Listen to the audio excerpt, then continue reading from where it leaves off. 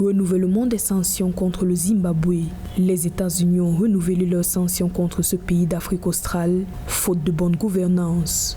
Cette décision se justifie par la réticence du président Emmerson Mnangagwa à déployer des réformes politiques et économiques dans le pays. Les actions et politiques de certains membres du gouvernement du Zimbabwe et d'autres personnes sapent les processus démocratiques du Zimbabwe ou continuent de constituer une menace inhabituelle et extraordinaire pour la politique étrangère des États-Unis. Le président Emmerson Mnangagwa n'a pas fait les réformes politiques et économiques nécessaires qui justifieraient la fin du programme de sanctions existant. Le gouvernement américain précise que la paix, la sécurité et le bien-être des populations sont menacés au Zimbabwe en raison de l'absence de réformes nécessaires pour garantir l'état de droit, la gouvernance démocratique et la protection des droits de l'homme.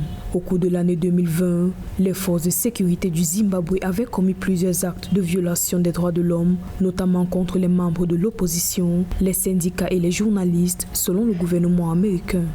La décision des États-Unis de renouveler les sanctions contre le Zimbabwe est une mauvaise nouvelle pour le Zimbabwe. Et le pays essaye de faire des efforts en matière budgétaire, en matière de gestion des ressources et en matière de politique publique. Mais malheureusement, le pays n'arrive pas forcément à atteindre les résultats, d'où la décision des États-Unis de suspendre ou en tout cas de renouveler ces sanctions. Je pense que les États-Unis devraient en pleine période de Covid essayer d'être moins exigeants vis-à-vis du Zimbabwe. On sait que c'est un pays qui a traversé des difficultés majeures sous Robert Mugabe avec une hyperinflation galopante. Et je pense que les États-Unis devraient essayer de voir toutes ces difficultés-là et essayer d'ajuster en tout cas ces politiques afin d'appuyer un peu plus le Zimbabwe. Les États-Unis ont maintenu des mesures punitives de voyage et financières contre les autorités zimbabwéennes depuis 2003 pour des allégations de violation des droits de l'homme et de fraude électorale.